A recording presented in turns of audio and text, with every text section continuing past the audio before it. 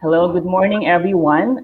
Thank you so much for attending this event, which is Leveraging Lebanon for Outsourcing in the U.S. Roundtable and Matchmaking event. So our moderator for today is our chairperson in International Trade Council in Southeast Asia. I will give her the floor right now. Her name is Ms. Ranjani Rangan. Go ahead, Ranjani. Thank you very much, Ron, and good evening to one and all over here. Thank you very much for joining us today on this very important topic on how we can actually leverage Lebanon for outsourcing in the US, and for joining us thereafter to the networking event that's going to be taking place. Just to give you a quick introduction, as you all know, Lebanon is uniquely positioned to become a competitive player, and both regionally and globally, in the outsourcing industry. And therefore, it presents a wonderful opportunity that should be further leveraged and supported. Lebanon's labor pool actually serves as one of the country's key advantages in the industry, allowing outsourcing firms to tap into a skilled workforce that is highly educated, multilingual, and cost competitive. It's really a top consideration for outsourcing destinations. So, recognizing this, the Embassy of Lebanon in Washington, D.C., in collaboration with the International Trade Council, LebNet, Global Lebanese Investors, and the Asia Center for Innovation and Entrepreneurship, is pleased to host this event to promote Lebanon as a key investment destination for U.S. companies in the fields of IT development, ICT services, call centers, contracting, pharma, accounting, media, marketing, among others. You will be listening, you will be learning more on how you can actually leverage Lebanon as an outsourcing destination through a roundtable panel discussion, and this will be followed by a matchmaking or networking sessions, and that will connect potential US investors with outsourcing companies in Lebanon. So, to kick off our agenda today, we have with us His Excellency Mr. Hachim, Charge d'Affaires at the Embassy of Lebanon in Washington, D.C. Mr. Hachim is currently the Charge d'Affaires of the Embassy of Lebanon. As of March 2021, he has been serving in Washington since January 2018. Previously, he was the head of the Europe and European Union section at the Ministry of Foreign Affairs and Immigrants in Beirut from 2014 until 2017. He also served in various diplomatic posts in Brussels, Dakar, and Santiago. Mr. Hachem practiced law before joining the Lebanese Diplomatic Corps. Without further ado, please welcome His Excellency to deliver his opening remarks. Good morning. Thank you, Mrs. Ranjani. Hello, everyone, and welcome to today's event. As the head of mission at the Embassy of Lebanon in Washington, D.C., I'm delighted that you can join us today for this timely virtual roundtable discussion on leveraging Lebanon as an outsourcing destination. We can't start our discussion without mentioning yesterday's political developments. We hope that a new government will be formed soon and that it will be able to start the process of restoring confidence. Now, more than ever, in the wake of multiple crises facing Lebanon, we can clearly see the need to strengthen international economic cooperation at all levels of society. Our core work at the Embassy centers around the exchange of people, ideas, and culture. The Embassy also serves as a catalyst to amplify collaboration and solutions to the challenges facing Lebanon today. With that in mind, we launched this event to be a beacon of support for our citizens currently enduring economic hardships by fostering the creation of new job opportunities and ultimately reducing Lebanon's brain drain. As you will see in a few moments, the distinguished guests that we have with us today are at the very heart of implementing this agenda. Our main objective is to highlight the Lebanese landscape for outsourcing and its potential for US investors. Through its multilingual, cost-competitive, highly educated and skilled labor force, Lebanon's human capital has a lot to offer and provides many advantages, allowing Lebanon to compete regionally and internationally as an outsourcing destination. We hope that the follow-on matchmaking session on today's agenda will be an opportunity for US companies and their Lebanese counterparts to build and foster connections that will blossom into tangible outcomes in a variety of sectors, whether it is IT development, ICT services, call centers, contracting pharmaceuticals, accounting, or any number of fields. We recognize that we have a lot of work to do, but importantly, we're going to be doing it together. Thank you. Thank you so much for that, sir. Now we're going to play some video teasers for you guys. So please watch these videos right now. Give me 1 second. Let's play it now. Only 20 minutes from Beirut, Umal Technology Park is an integrated ecosystem and technology incubator for local and international companies. The 20,000 square meter facility includes open office spaces, applied training centers, clean rooms, and production labs. We specialize in photonics, digital signal processing, and semiconductor design. Our mission is to leverage the considerable talent of young Lebanese and make Lebanon a hub for technology development by supporting the country's high-tech sector. HTP currently houses a 150-plus strong workforce from Multilane, a leader in high-speed test and measurement devices and services. The most dominant technology companies in the world depend on Multilane solutions to build and test their networks. The company successfully exports over 15,000 devices every month to Japan, Europe, the USA, China, Korea, Taiwan, and all other parts of the world with a thriving technology sector. Every single product shipped has "Made in Lebanon" printed on it, which reflects not only our country's potential, but its current capacity to compete on an international scale. Our ultimate success lies with the HTP Academy, a non-profit which provides Lebanese students with training programs and resources to pursue high-tech careers without leaving their country behind. The Academy also provides applied training to equip our in-house staff with the professional know-how they need to succeed in the industry. The world has begun to take notice, and we are just getting started.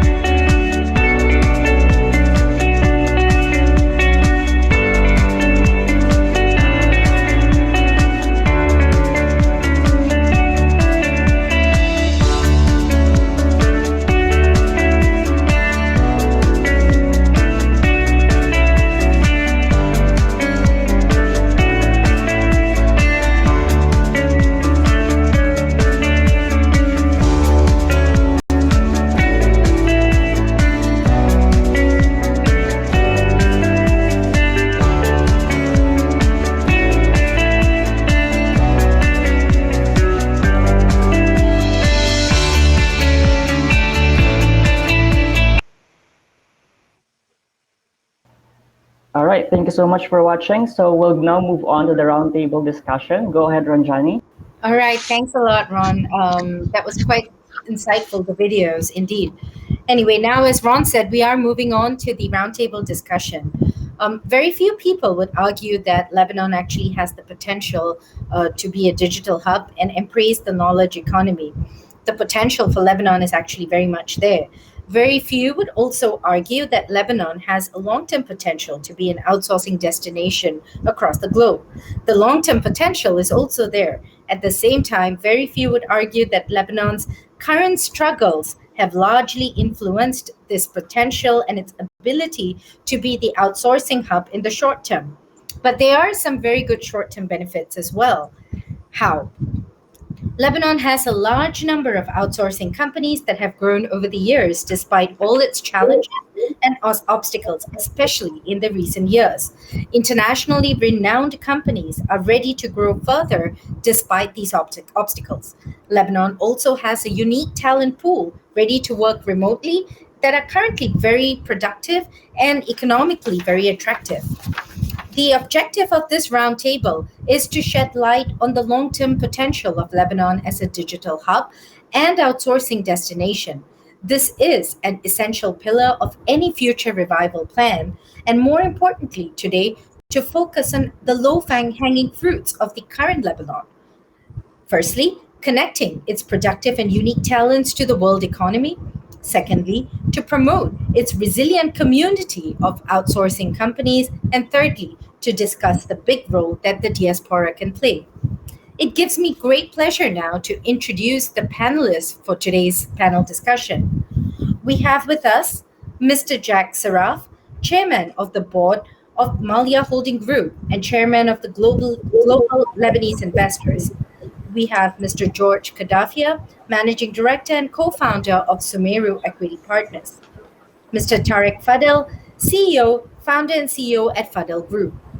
Mr. Wissam Yusuf, Co-founder and CEO of CME Offshore Sal. Mr. Eli Akras, Director of the Asher Center for Innovation and Entrepreneurship at the University St. Esprit Catholic. I also have with me, it gives me great pleasure to introduce Mr. Abdullah Nasseruddin, who's also the economic attaché at the Embassy of Lebanon in Washington, D.C., who will be helping me to co-moderate this event. So without further ado, let's jump right into the panel discussion. And I guess I'll start this, my first line of questioning to Mr. Saraf. Mr. Saraf, as a chairman of one of the largest pharma and tech company in Lebanon, Malia Group, you have a well-known presence in Lebanon and the region. How would you describe the current outsourcing community of companies in Lebanon and their areas of operations, and how would you assess their ability to deliver services to companies in the US? One would say that Lebanon is too risky for businesses. How would you respond to that? First, allow me to say good evening for everyone and good morning, especially for our friends in America, North America.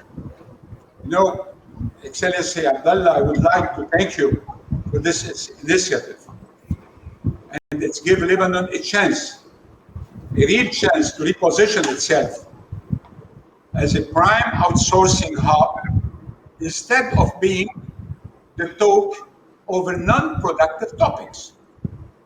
And you know, now with the new Prime Minister Miati, we hope things are going to be on the right track. US companies can effectively outsource any of their function to Lebanese company and freelancers.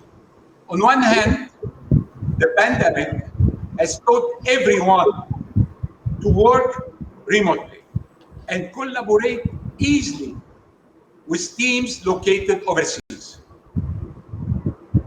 On the other hand, almost any task can be handled by overseas teams that are properly coached and that are knowledgeable in the various methodology of every field. Believe me, this is critical now more than ever, as the world has undergone many transformations over the past years, and businesses from all sectors have been disrupted. Companies must, it's a must to outsource as part of their business continuity. And there is a huge focus on cost reduction. This is the one of the most important points now.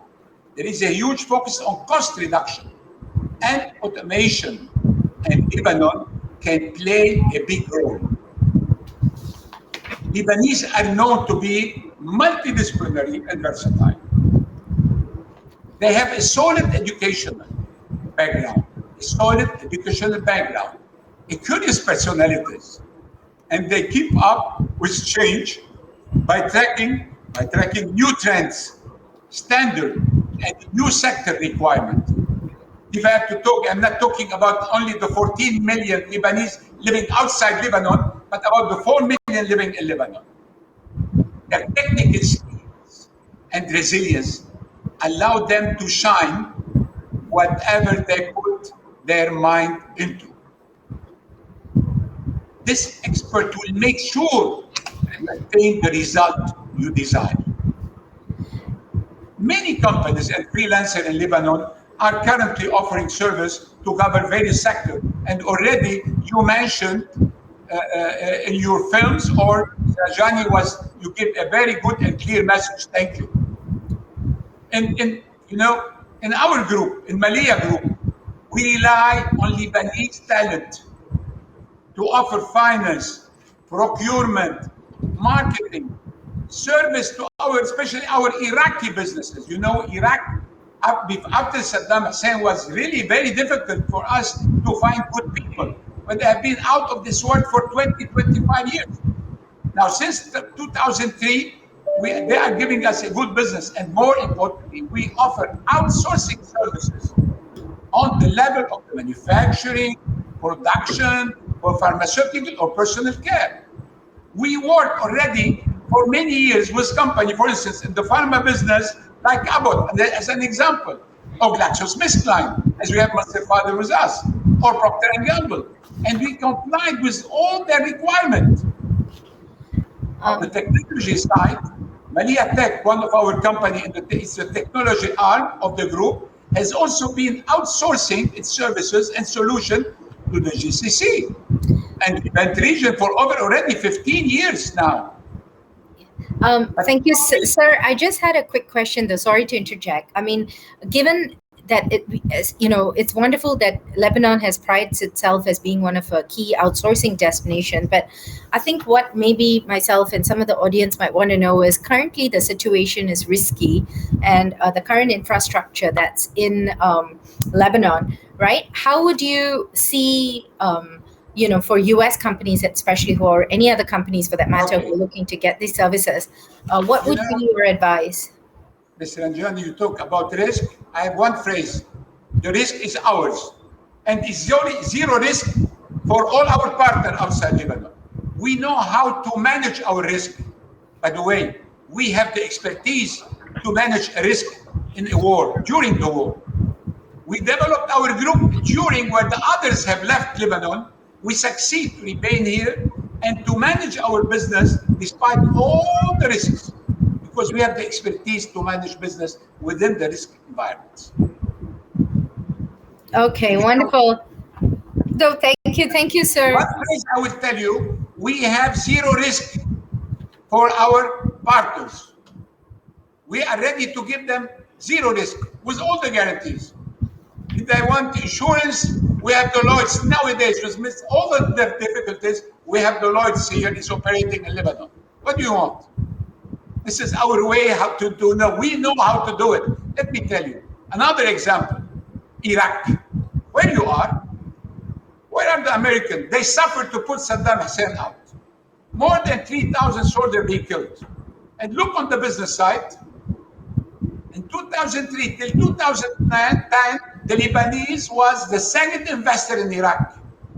Today, we built hotel 5 stars. We have been the first. The technology, we are the first. In Iraq, we know how to manage it because everyone is afraid to go to Iraq. We are not. because we already, since 75, we suffered and we get the learning how to manage the risk under bomb sometimes. Sure. Thank you, sir. Thank you. That was understand that. I think thank you for that insightful discussion. I'll move on to Mr. Gaddafi. Actually, who's the chairman of LebNet and a network of Lebanese IT professionals in the U.S. and managing director of Sumer Equity, a private equity firm in the U.S. Sir, how do you assess the long-term potential of Lebanon as an outsourcing destination? And maybe you can explain to us what are the main pillars that are currently there and what is missing right now.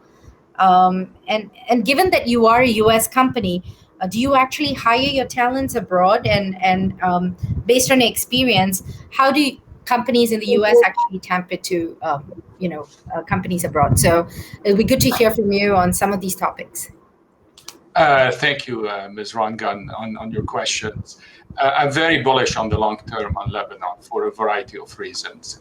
That is, clearly there are some short-term challenges, and back to Mr. Saraf, I think the risk can be managed.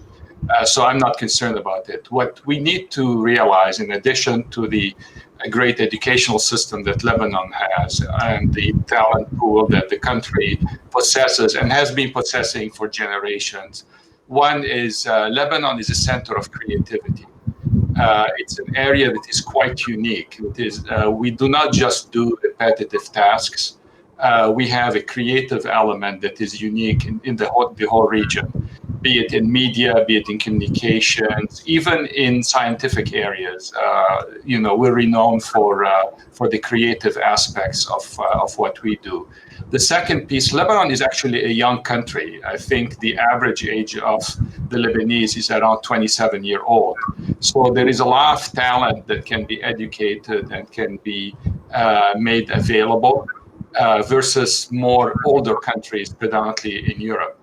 And that's a great asset that we have. And the third piece is what is happening right now in terms of the current financial crisis is actually a readjustment of Lebanon from being a net importer to being a net exporter. So the macroeconomic crisis will result in a positive outcome that will eliminate actually what was predominantly an import-driven country to become an export-driven country, and that will enable those kind of capabilities to happen and to happen much more effectively. That is great to hear. I think your positive outlook, I think, would be would give a lot of encouragement to members of the audience here. I guess so. As a U.S. company, you do tap into talents abroad regularly, right? Or our companies, we own a portfolio of companies. Our companies seek talent everywhere in the globe, and they operate capabilities in Americas, North and South, in Europe, as well as in Asia and the Middle East. Okay, that's perfect. Okay, wonderful. Thank you. And we'll move on to Mr. Fadel right now. And sir, you have a long-standing experience, I understand, working on both sides of the spectrum, both in Lebanon and as part of your U.S. company, Fadel Group, offering tech services in the U.S. And you personally have been relying on back office talents in Lebanon for many years. So how, in your opinion, how would you assess the talents in Lebanon? And as you know, and we've all heard already, Lebanon is actually facing tremendous obstacles. So in your opinion, what would be the best way to tap onto these talents and especially with working remotely?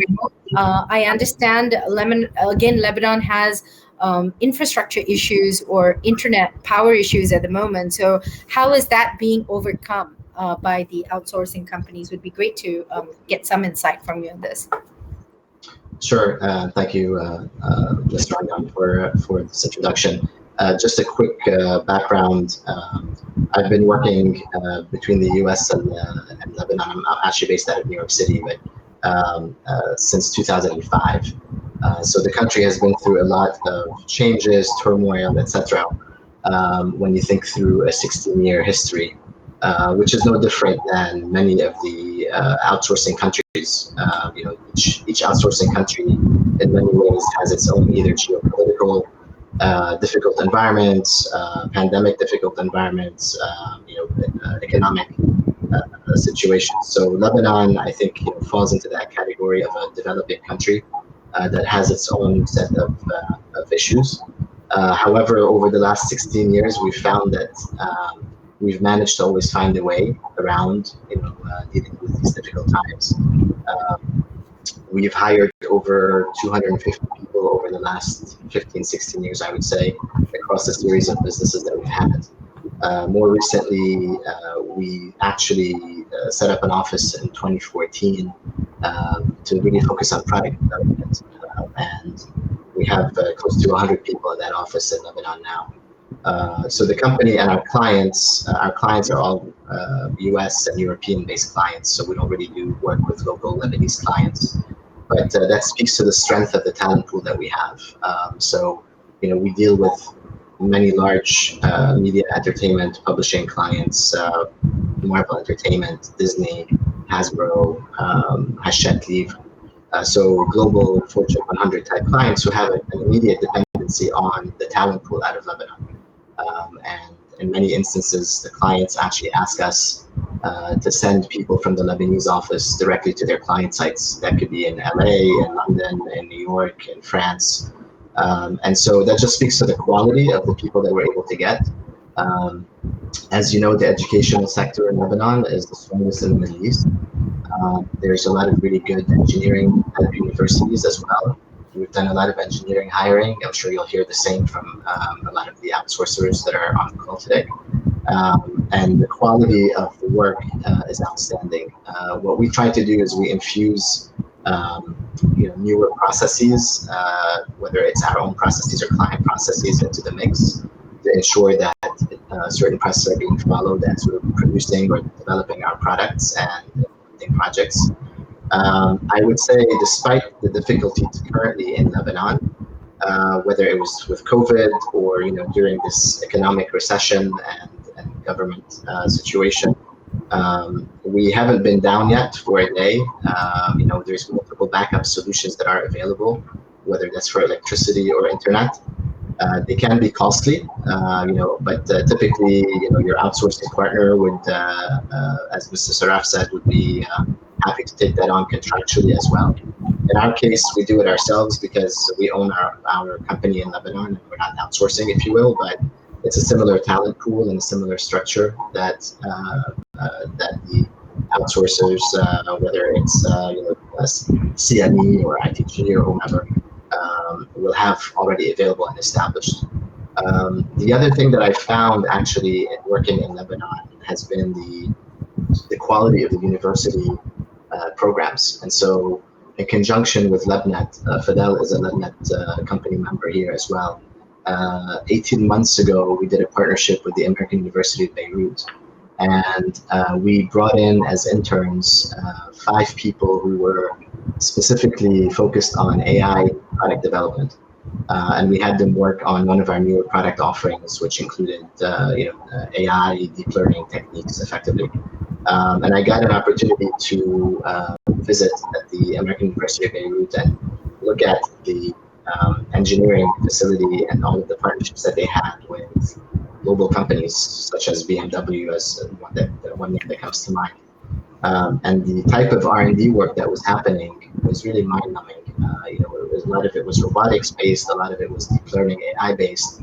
And so when you see that at the heart of the Lebanese talent pool is a desire and an eagerness for continuous learning, and to always adapt to new technologies and new happenings, you continue to be encouraged, because at the end of the day, despite how difficult the situation may be, it's still manageable in a sense, where hopefully, if things turn around right now, also with this new government formation, this will be behind us.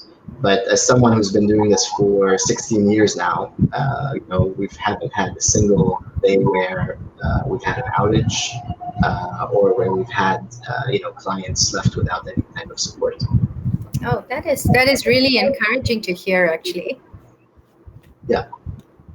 It's when you think about it, at the end of the day, every country has its own sets of challenges. I mean, Right. we've done outsourcing work with the Ukraine, we've done outsourcing work with India. We continue to do work with India today as well. But when you look at, for instance, the geopolitical situation between the Ukraine and Russia, that doesn't bode well, if you will, in that sense. But still, there's many companies that are doing some really great work out of the Ukraine, especially on blockchain and AI technologies. India, the same way. I mean, we work with, we have another team in India that's about 60 people at this point.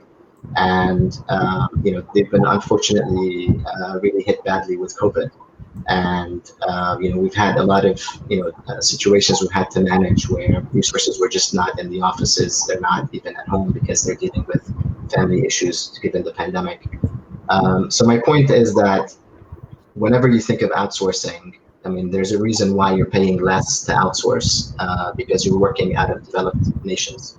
And the sheer fact that you're doing that means that you understand there's an inherent risk of going overseas, irrespective of where you're going.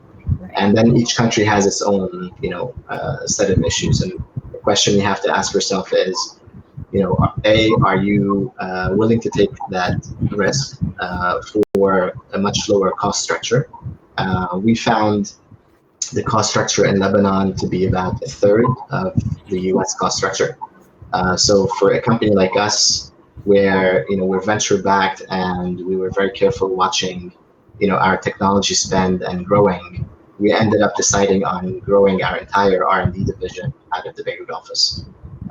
And so we have today, out of the 100 people that we have in the office, over 50 of them are in product development and QA functions. And so I'm curious to know, what are the average salaries currently in Lebanon for various positions? I mean, you might be a best person to answer this, I guess. Yeah, I think they range by industry. So I can speak to the tech industry in particular, but on average, your starting point is going to be around 1,500 per month for a new starter, and it'll go up to between 4,000 to 5,000 depending on the level of seniority per month. And so when you look at an average blended team over time, your average price point is probably going to be around 2,500 to 3,000 US dollars a month between juniors and seniors. And when you look at it in the US, and depending on which state, as you know, in the US, New York and California in particular, San Francisco and LA are probably some of the higher living standards in the country. It's at least a third of what we would pay for resources with similar qualifications in the US. Okay, great. I mean, thank you for that, Mr. Fadel. I think for companies especially who are looking now or who are interested in an outsourcing destination, I think you've really given some very good insight in terms of the infrastructure and what they can expect over there. We will now move on to Mr. Yusuf. Wissam Yusuf, you started your outsourcing business in Lebanon many years ago. You went through, so I guess you went through many challenges, many obstacles, but then it didn't really stop you from growing. And I think you are here representing your fellow outsourcing companies from Lebanon. And so you might be able to tell the audience here, what is the business formula, the DNA, and the model that you have adopted to remain resilient, especially in today's times? How do you sustain your business? And how do you shelter your clients from these obstacles? I guess I would suppose the audience would also be very interested to know about the community of all these outsourcing services that are available in Lebanon right now, and the tech services that they're actually ready to deliver. So it'd be interesting to hear your perspective on this. Sure. Thank you so much for inviting me today. It's a great pleasure to be among all of you. First, let me start with the last part to talk a little bit about the outsourcing ecosystem in Lebanon today. I go back to the talents matter. Today, almost everyone believes that Lebanon is on the bottom of all kinds of rankings, right? Whether it's on the infrastructure risk, corruption, all kinds of rankings, except one thing. It's the human capital indicators. According to a report by the World Economic Forum 2019, Lebanon ranks among the top 25 countries in the world when it comes to digital skills and the availability of skilled employees. We rank in the 4th place in math and science education. This is a core competency, a core talent, when it comes to building technology and software development skills. So the potential is really huge. Today, we're relatively small to the outsourcing industry.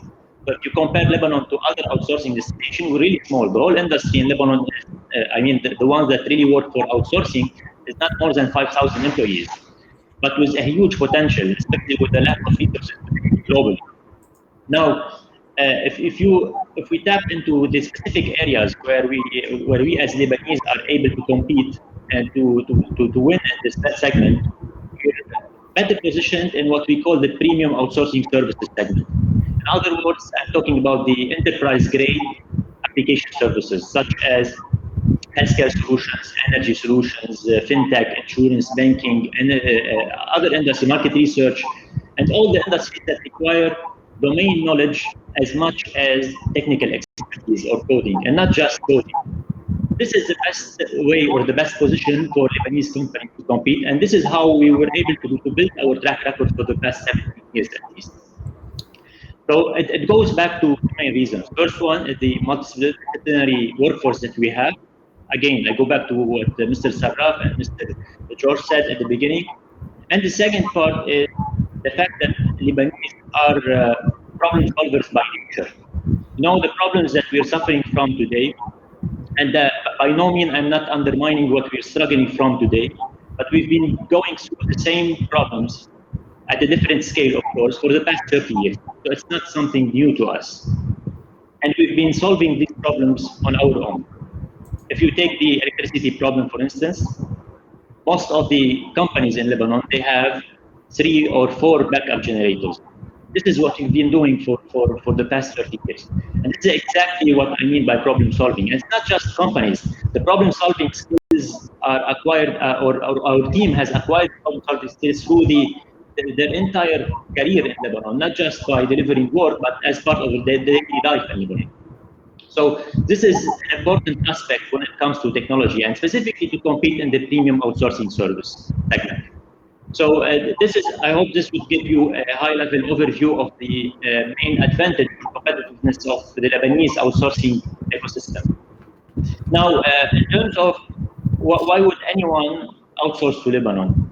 You know, today the whole world is looking for resources when it comes to software development and technology. There is a huge need, and especially after it was accelerated actually during the pandemic. The Nordic countries, they are in need of hundreds of thousands of engineers. In the US, Amazon alone, they need thousands of engineers, and they are even hiring from Lebanon today. So the need is there, and companies are ready to hire anywhere, remotely, right? Everywhere in the world. All what they need is a laptop, internet, and power, and that's it. They operate. I would actually worry about intellectual property and regulatory compliance much more than the infrastructure risk. And this is exactly what we as Lebanese, especially the large companies, are capable to offer. Because most of the Lebanese companies, the large ones, they have local offices that provide the peace of mind for the customers, or at least the same legal framework that would operate in the US or in other countries, other markets in the world, to deliver the same legal framework that would be much easier to work and deal with the customer, whether on the intellectual property or on the compliance and regulation. So this I think this is the real risk today in our industry, not just the infrastructure. Now, as for the first part of the question that you asked regarding the resilience, I would split it into 2 categories. We have what I call the industry resilience and the in-country resilience. I will start with the industry resilience, because our industry is by nature disruptive. Most of the companies, and not just the Japanese companies, are being disrupted every single day by other companies, new startups, new technologies, new concepts. This is the nature of this industry. So to be resilient in this industry and to survive, first, we applied a strategy to always diversify. So we diversified our industries. We have expertise in more than 10 different industries. We diversified our technologies. We're one of the rare companies in the world to deliver hardware and software solutions in-house. And by hardware, I mean IoT, smart devices, as well as software solutions. And the geography diversification. And this is also important. We recognize this item, especially during the pandemic. So with the three elements of diversification, it would allow us to mitigate all the risk that comes, whether from a pandemic or any disruption in this area. Second element is continuously gaining domain expertise, because as I mentioned previously, the main strength, the main point of our services and the segment where we compete is not coding, but it's more about domain expertise, domain knowledge. That's why we always invest time and effort in acquiring the domain knowledge so we can serve better our customers. And the third element is to continuously avoid complacency, right? And reimagining or reinventing the company by introducing new programs, new products every year or every couple of years. As for the in-country resilience, no, there is one element that I would say it's the core of our motivation, and it's about the community benefit. The reason why we started as CME in Lebanon today, or 17 years ago, it goes back to the fact that we did not know our country. And we believe that technology is one of the tools that would serve Lebanese talents to stay in their country and at the same time build a sustainable economy to export to the whole world. This is a model that we believed in, and we still believe that this is the golden formula for Lebanon. So the community benefit is behind our motivation. That's the main reason why we are ready to mitigate all kinds of risks today in Lebanon, so we can hire more resources in our country, because this is our belief. It's far beyond a mission or a corporate objective or a corporate mission. It's more of, this is the real DNA for a company like CME. And I'm sure if you go among all the companies today that are based in Lebanon, this is one of their main motivation. It's the community benefit. So I would say these are the main parameters for our resilience.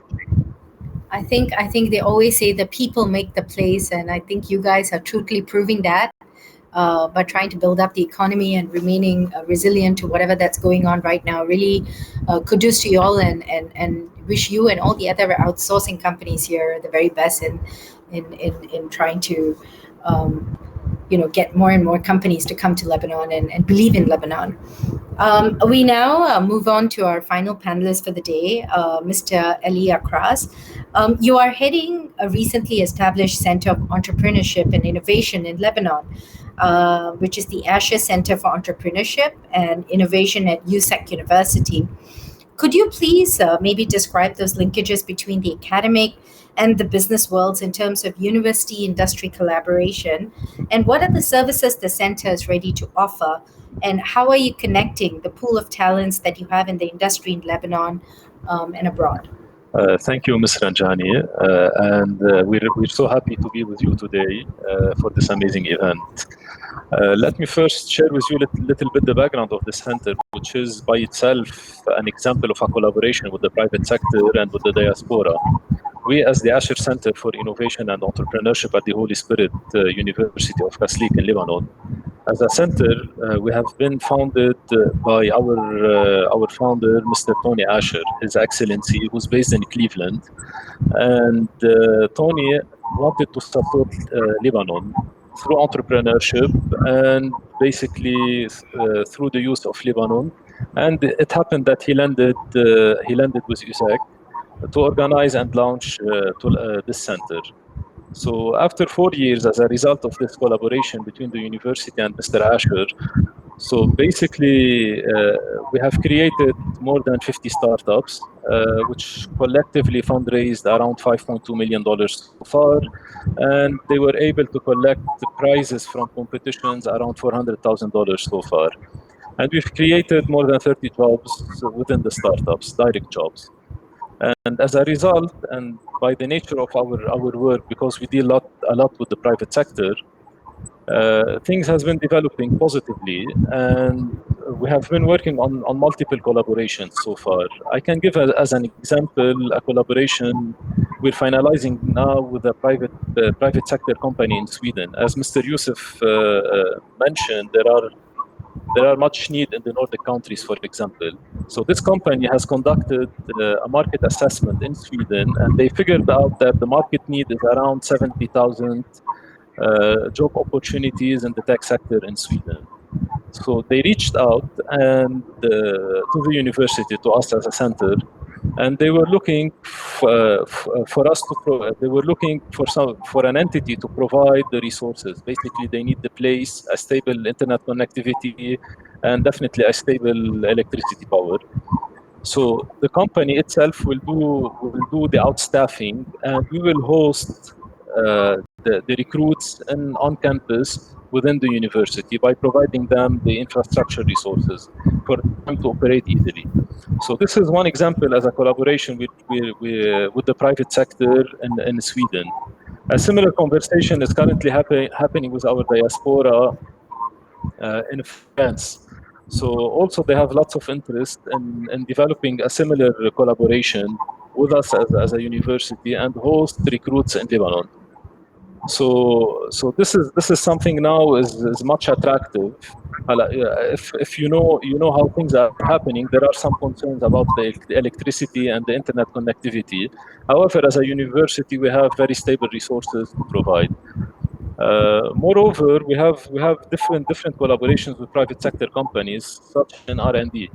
For example, one of our diaspora in Australia, who's a leading aluminum manufacturer there and with 2 manufacturing plants in China, wanted to support his community in north of Lebanon. So he set up a farm there.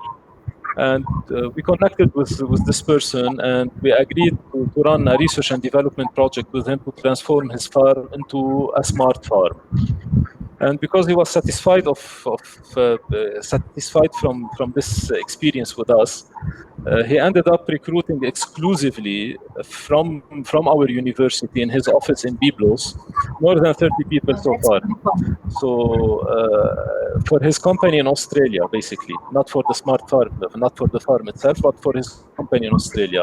And then he took things further, and he collaborated with our students and our faculty to develop a 3D design platform with rendering and virtual reality capability for the real estate sector.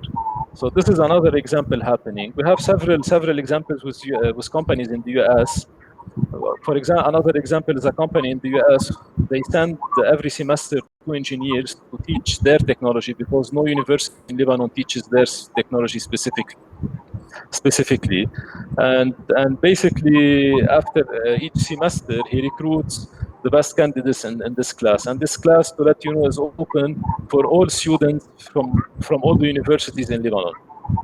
So it's not exclusively for our university students, but we host students from other universities too in Lebanon. And several other collaboration into architecture, design, development, and so on. So basically, what I can say about the university and us as a center, we have the credibility. Our university is a brand, has the credibility, and definitely collaborating with a university will give the private sector access to resources such as talent, expertise, and definitely labs for research and development purposes. So basically, we can provide a very favorable environment for collaboration with the private sector. That'll be wonderful. I'm sure a lot of people would be wanting to get your contact and to get that collaborative information. Thank you so much. I think at this juncture, let me also invite Mr. Abdullah as well, if he would like to have or any contributing remarks to make through this panel discussion before we go into the Q&A to the audience. Yes, thank you, Ranjani, and thank you for everyone for attending this event, and thank you for our esteemed speakers for actually their contribution. Actually, I wanted to go a little bit more into I want to understand. I don't know who of the panelists could actually explain. I don't know if it's George, for example, who could actually explain how do you actually that. I will go back to that question. As a US company, how do you actually hire and connect to talent pools abroad?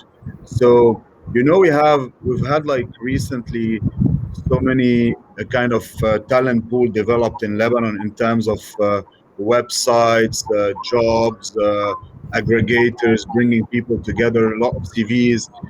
You name few. How can we connect those to US companies? And this is actually one of the questions we're trying to find. That connection actually is pretty important. That talent pool is there. For example, some of the platform are over 650 CVs of highly qualified people. How do you do that usually? It is for U.S. companies. One is they have sources of resources that can help them. So it's built predominantly based on brand and based on recognition, and service level agreements is critical. That is, at the end of the day, you want to have predictability in the service levels. If it's a call center, there are service levels available for that. If it's software development, there is similar things. You want to make sure that people perform on that in addition to cost. And the brand is important because you want to make sure that they have good references in the US.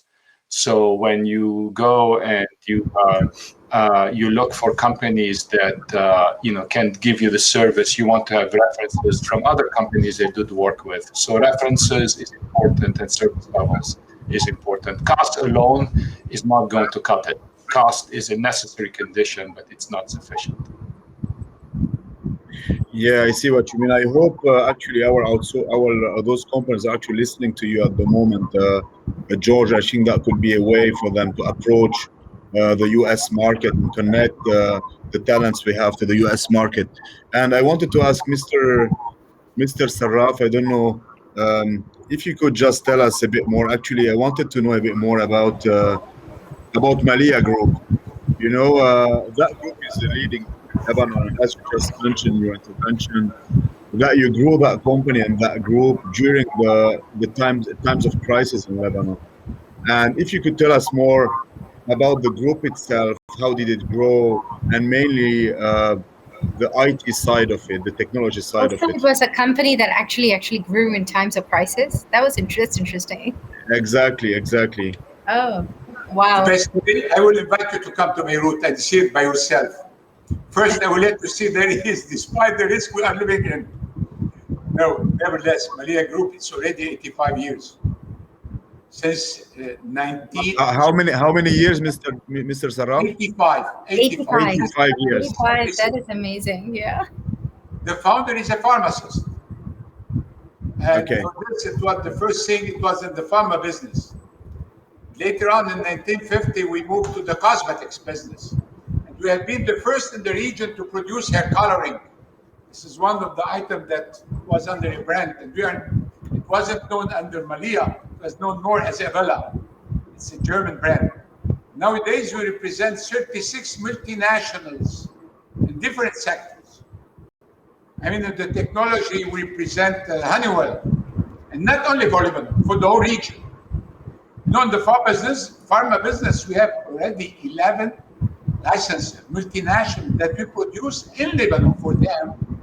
You mean in the technology sector, huh? No, the technology already since we have since 2005, already 15, 16 years. 15, 16 years in the technology Yes. sector. I remember when I was in Lebanon like 2-3 years ago, I visited your company and I met actually your daughter Jennifer as well. And I saw the momentum that the company is actually taking and how it's being connected to the region.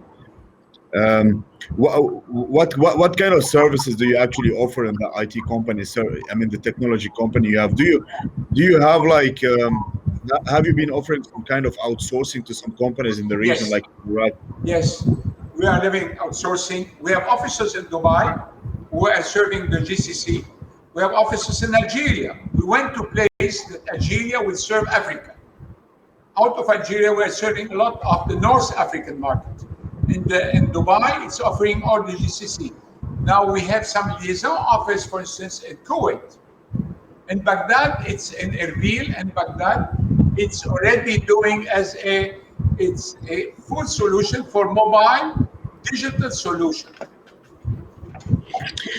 That's actually, when you hear, as you said, Ranjani, when someone has grown his company out of a crisis, that's actually the main message we'd like to share. I don't know, Mr. Fadil, if you may allow me to ask you, we've been discussing this quite a few the last week about actually the potential of Lebanon today when it comes. I mean, you have your business in the United States that you have developed. Oops. I think we lost you for a minute. Yeah. I don't know if you can hear me now. Yes, loud and clear. Yeah, actually, you have your company in the United States, and you have decided to set up that back office in Lebanon. Okay, so you have developed a kind of a business model that actually use Lebanon as a backup office for you, I think, for your operation in the United States. And here I just want to know, maybe the audience would benefit if you explain what make you actually keep that office in Lebanon somehow over those years. Is it the cost? Is it the talent? Is it, I don't know. Would you consider now moving to another country? I mean, in the sense that taking into consideration what Lebanon is offering you today, despite the crisis and infrastructure struggle we have at the moment, would that actually make your operation in Lebanon be, or what kind of, if you want, rescue plan you would have in order to keep your business afloat in the United States based on that backup office? I'm trying to be as realistic as possible and go maybe more into the practicality of things. I think that question would be very valid, especially to most of the audience here. Yeah, thank you for that question. I mean, I think, look, irrespective of the country that you're outsourcing to, as I mentioned before, there's always certain risks that you're inherently taking on as a US or European business when you decide to outsource. So from a pure business standpoint, irrespective of whether the outsourcing was to Lebanon or Brazil or India or Ukraine or Philippines or wherever, I would suggest that you look at multiple places to outsource to, just to limit your exposure. And so we do work. Clearly, our number one R&D office is Lebanon. We don't see that changing. However, we've also launched different R&D initiatives elsewhere, like in India, for instance. And we are now setting up a nearshore office in Montreal in Canada, where the idea would be to work with the Lebanese teams. And the Lebanese teams are actually managing the workloads in the other service centers as well. And so that way we feel that we're spreading the risk to different continents, different countries. But at the same time, given the very positive experience we had with our team in Lebanon, to be honest with you, the main positive experience has been with the human capital. And I think you've heard that theme over and over today from all the speakers. There's a lot of innovation that's happening, that continues to happen. There's a lot of breakthroughs that the team is developing out of the office in Lebanon. They just need to be given the opportunity, right? And the management processes. Now, having said that, clearly it is a difficult environment, especially now, where as some of the guests have said, every company has multiple backup solutions, whether for electricity or now for internet. That also means that our cost structure inevitably rises because clearly you're not getting any of that additional cost supported by any local or governmental means. So it's on the company, on whether you're working directly or the outsourcing provider, to absorb that cost, unfortunately. So your costs do go up. Maybe you could give a sense of some of these costs so that for people's understanding, for comparative reasons. Yeah. So the good news is that today, if you're operating with what's now called fresh dollars in Lebanon, which is a US dollar currency coming from abroad, you're always going to be at a cost advantage, because depending on the type of service that you're actually looking to replicate, whether it's generator services or internet services options or telecom service options, they're still ranging in terms of the conversion rate that they're using for a fresh dollar. And so when you look at any of the interested parties here, whether they're joining us from the US or Europe or Australia or whatever, foreign currency is king right now in the country. And so you actually have a currency advantage. However, what you still need to do is take into account that, and if you're outsourcing, obviously your outsourcing provider will be taking that into account, so you don't have to worry about it as a client of the outsourcer. In our case, we're not outsourcing, we're doing it ourselves. So my team in Lebanon, for instance, is ensuring that we have 4 backup solutions for electricity, including our own generators and including our own reserves for fuel and diesel and what have you. We are also taking into account backup options for satellite-based internet connectivity versus fiber optics-based internet connectivity. Some of the power cuts will impact the availability of internet services. We haven't had an issue yet. They've managed to continue to maintain internet service. And we always look at it as we have to be up and running 24/7 for our clients. I don't want to interrupt you. Actually, this is one of the ideas that I jump back to Wissam, to the idea of resilience. When we spoke about growing the business in Lebanon, how the outsourcing companies through crisis after crisis have managed to get the DNA of coping with those kind of problems usually, and benefit from Lebanon at its best, from its talents, its regional position, and the connectivity of Lebanon through its diaspora all over the world, and try to bring more business opportunities to the country. I think this is what you're trying actually to shed light on here at the moment, I think. Yeah, I think it's a combination of the skill sets and the resilience of the staff. That's what keeps us there, to be honest. I think that's the pitch for Lebanon. This right? is actually what Mr. Sarraf actually mentioned when he talked about the idea of sheltering the risk. For companies who want to work with outsourcing companies in Lebanon. I don't know if Wissam, you would like to say anything about. Actually, CME specifically is a success story in Lebanon. I think you were established in 2001, 2002 in Lebanon. And what is your most success story in CME in terms of, going international? So you started as a Lebanese local company and you went international.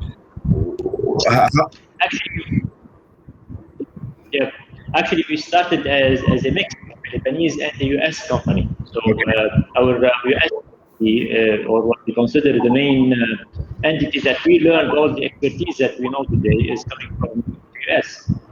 And this is how we started. You have customers in the US today, right? Definitely. Actually, all our customers, or 90% of our customers, are coming from the US today.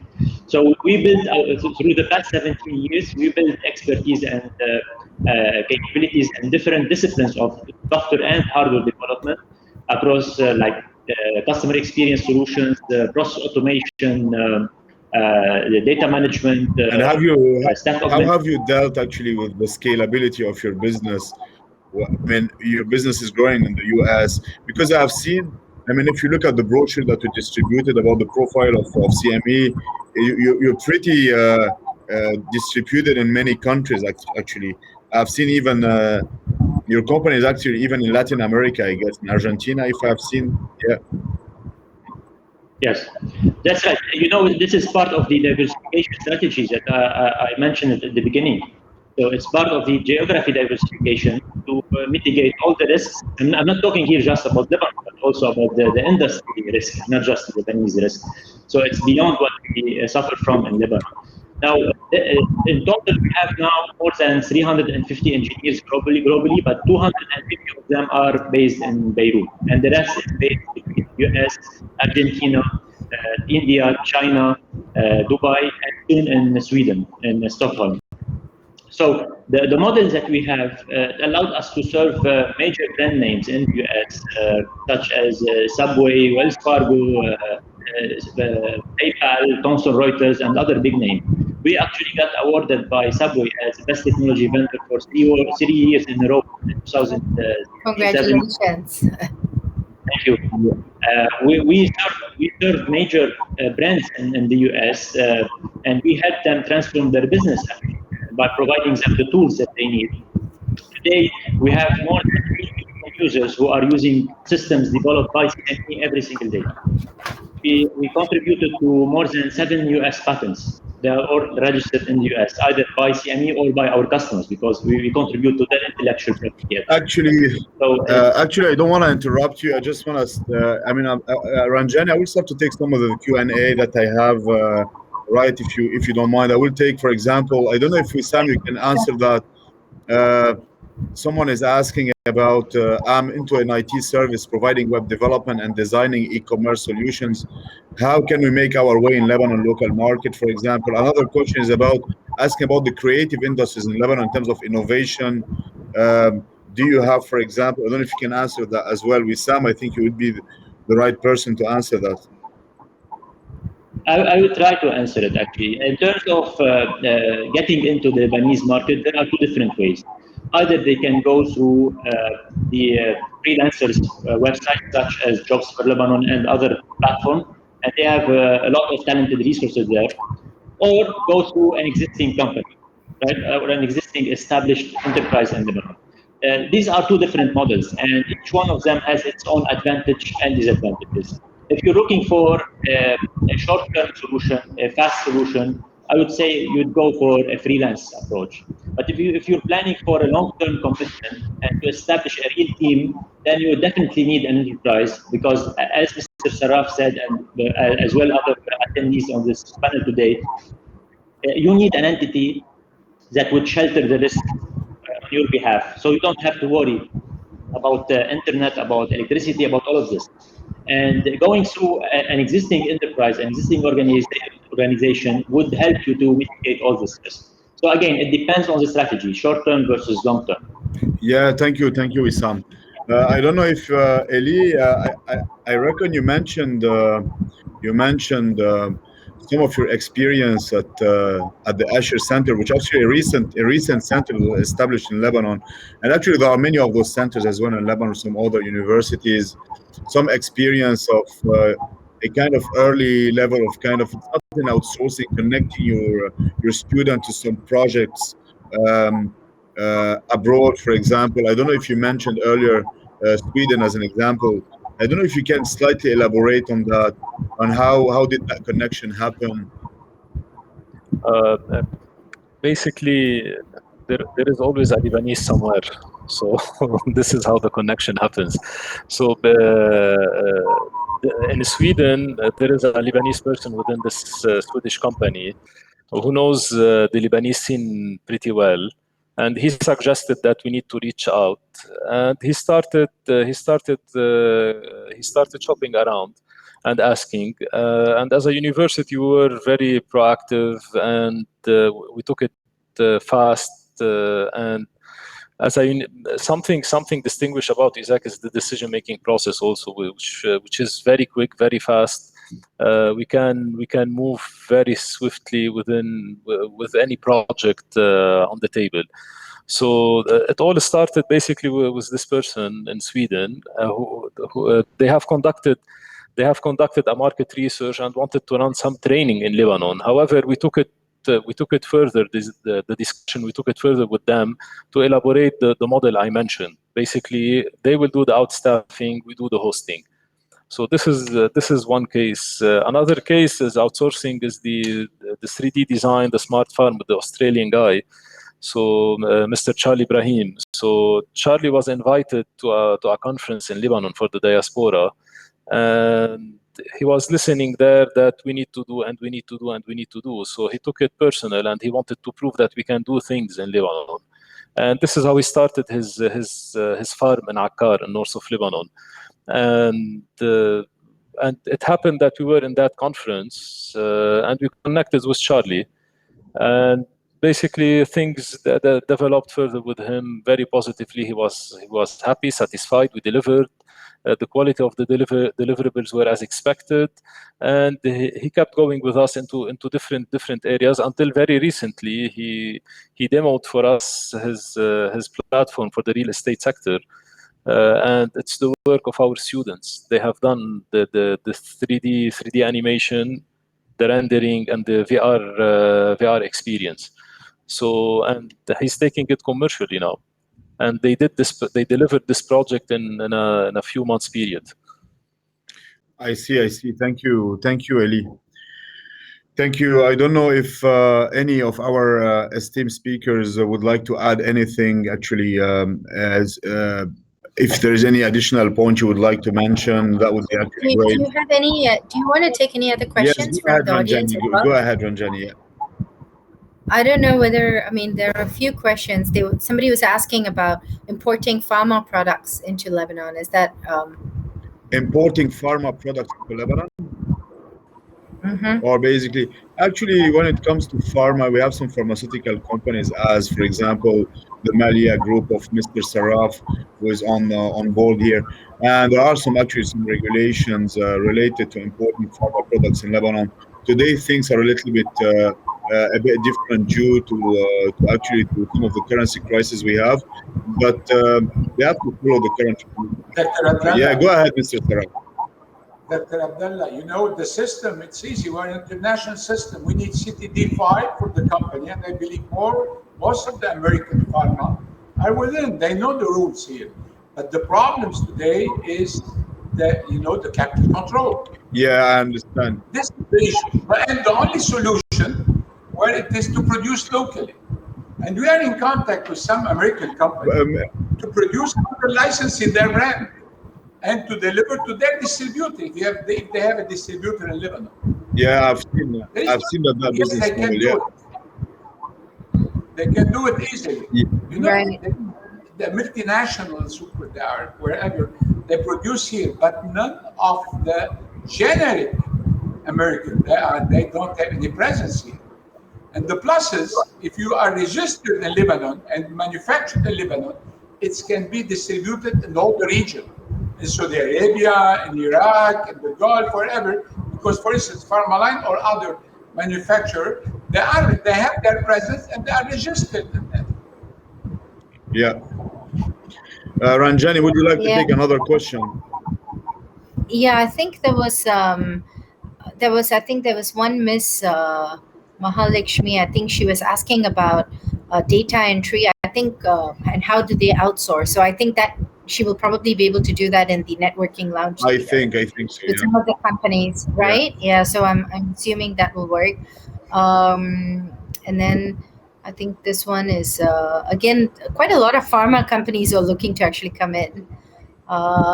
And then also outsourcing customer service and software development. So I guess that these people will be able to meet them at the outsourcing launch. I mean, at the lounge later, right? With all the companies, yes. And all the outsourcing companies. Correct. Would be present. And if anyone wants maybe you can give some information about these outsourcing companies now, Abdullah, so that will help. Some of there's a lot of questions on who do they need to connect with. So it might be a good time for you to just give a brief. I don't know. There is also a question about how. I think this is more like a Lebanese company asking what is the best formula to go out. I mean, to become an outsourcing company or to do outsourcing successfully. I think Mr. George Khalifa spoke briefly about that earlier. I don't know if you can elaborate on that as the business model nowadays to have an outsourcing business and to develop that business up to the international standards. Yeah, there's a lot of the businesses in Lebanon are up to the international standards. So and they've been performing quite well in that regard. The issue is not the businesses themselves. The issue has been on the short term, the challenges, be it in terms of infrastructure or be it the financial system. So that is what we've seen. To give you another example, we invited a U.S. company, a $10 billion U.S. company 2 years ago to fund research at the American University of Beirut. And they usually funded research at University of California, Berkeley, and at Georgia Tech. And they performed that research at AUB, and the feedback they gave us was that the AUB researchers were at par, if not better, than either Berkeley or Georgia Tech. But they also said they were more eager to work with us, and they were more humble and more engaged than US institutions. So it's not a question of standards. Standards are there, and people can deliver the right way. They have the right motivation, especially right now. They want to prove themselves that they want to operate on a global level, and they are operating on a global level. So I have I'm very confident on that point. Yeah, I don't know if there are actually another question. I don't know if this Tariq, you could answer that. What are the capabilities U.S. companies are currently looking for, and what is usually those kind of selection criteria you have in the U.S. based on your experience in the U.S. market? Well, different companies have different requirements. Some companies want software development, pure software development projects. So they will look at requirements specific to software development expertise and methodologies and tool sets. Can you do Java development as an example, or can you do data analytics as an example? So they look at those areas. Call center is much easier. It's more regarding service level agreements, multilingual capabilities, response time, availability, things of this sort.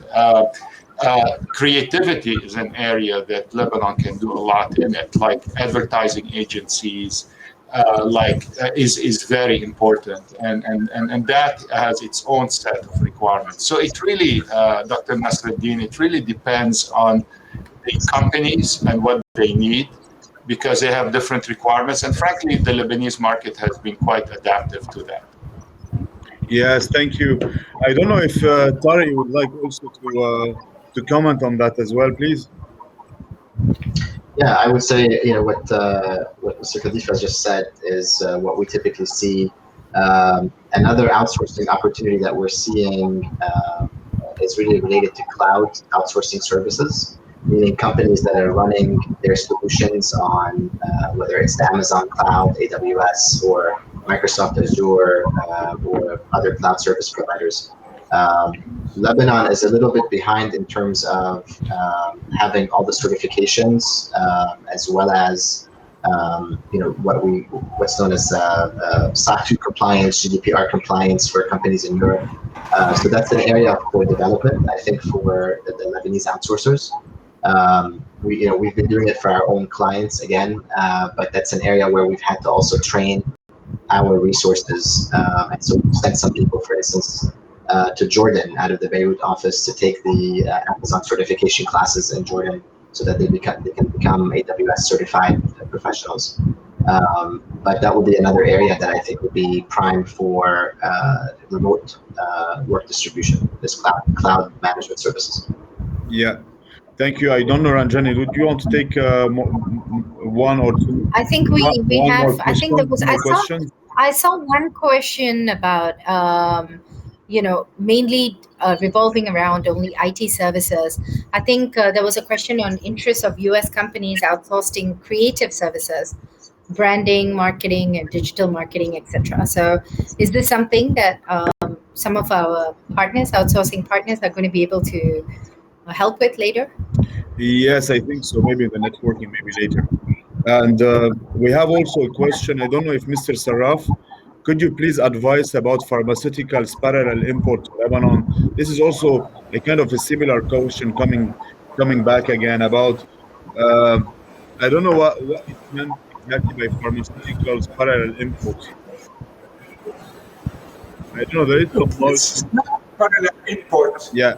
It's not a parallel import. The actual Minister of Health is registering products from, for instance, from Iran, right? Without the regulatory system. It's not taking in consideration the actual law. But I believe with the new government that is going to happen, such problem will be solved. Yeah, hopefully. And we as a business community, we are fighting. Okay. I see what you mean. Yeah, and But nowadays things can be played on the different ways. yes, thank you. I hope so as well. Yeah, Ranjani, do you have more questions here on the? I can't see all the questions No, personally. I think more or less, I think it's a lot of outsourcing questions, which I think they'll get answered later. I think There were, maybe yeah. let me see. We're building a solution. How Wi-Fi. Um, so somebody asked about film tourism and international events like beauty pageants. So what is the potential for this in Lebanon? I don't know if anyone. I don't know if any of all the speakers could actually answer that, but I think they can network with us, and we can probably try to guide them through who could be the Yeah, right company they could be working with in company that industry they in can Lebanon. work with. Okay, And cool. I think at this Okay, stage, so we've seen many messages in the Q&A and even yeah, the chat section talking about connecting to some companies and some companies in the US and even other sides of the world trying to connect with other companies. I think the right way would be to take all that conversation maybe to the networking session later. yes. I don't know at this stage, Ranjani, if would you like me to Yes, conclude? I think you should deliver your concluding remarks and then and maybe talk a little bit about the roundtable discussions or the networking meetings that's to happen later. Yeah, I will go very Thank fast you. actually through that. So, Sure. so it's always been a great pleasure being with all of you today. Actually, organizing this event in time of crisis was indeed very challenging, as our esteemed speakers actually have shown. The potential for Lebanon, I believe, is still there, whether long term or short term. And outsourcing should be, in my belief as well, in our belief, should be an integral part of any economic recovery plan for Lebanon in the future, so we can focus on the service industry as well. Over the last week, we reached out for that event to more than 100,000 people, reminding investors that Lebanon is an outsourcing hub that should be taken advantage of. On behalf of the Embassy of Lebanon in Washington, D.C., I take the opportunity to thank His Excellency Mr. Wael Hashim for endorsing this event when it was mentioned first time. Ms. Ranjani Rangan that actually moderated that event. Thank you, Ranjani. And that is despite the 12 hours time difference in Singapore. And I would like also to thank our speakers, Mr. Jack Saraf, Mr. George Kadifa, Mr. Tariq Fadel, Mr. Wissam Youssef, Mr. Eli Akhras for dedicating time for promoting Lebanon. I would also like to thank our partners in this event, the International Trade Council, and particularly Mr. Tristan Evans, the Director of Government Affairs at the Council, for actually mobilizing the resources of this Council to make this event a success. And the whole team behind Mr. Tristan, I would like to thank you all as well. And I would like to thank LebNet for promoting the event with all their members across the US and Lebanon, and the global Lebanese investors for their belief in Lebanon as an outsourcing destination. And in addition, I would like to thank the Asia Center for Innovation and Entrepreneurship at USEC for connecting our young talents along with other centers to opportunities in the world.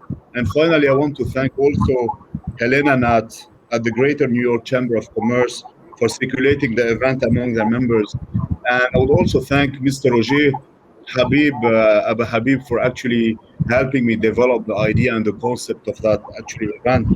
And let me finally thank the audience for joining and attending. I urge you all now to actually join the virtual lounge of the event for networking with 18 Lebanese companies that have registered for these events. I'm going to mention them very quickly. The name of those companies are actually, we have Capital Outsourcing is actually a company in IT and outsourcing managed services. We have Smart Source, a company mainly in call centers and contact centers. We have Vocity, a company specialized in call centers as well. Beyond a company specialized in SAP implementations, WAM and app development. We have Telesupport International, also a call center. Data Consult that works in managed services. People 365 a company specialized in software vendor for human capital management solution. CME Offshore of Wissam Youssef, software development, hardware development, customer support. Novelis Offshore, a very distinguished company in Lebanon, also specialized in software development, big data analytics, network engineering, cloud servicing, and other technology consulting. Another company called Integrated Digital Services that is also specialized in software development and other IT services.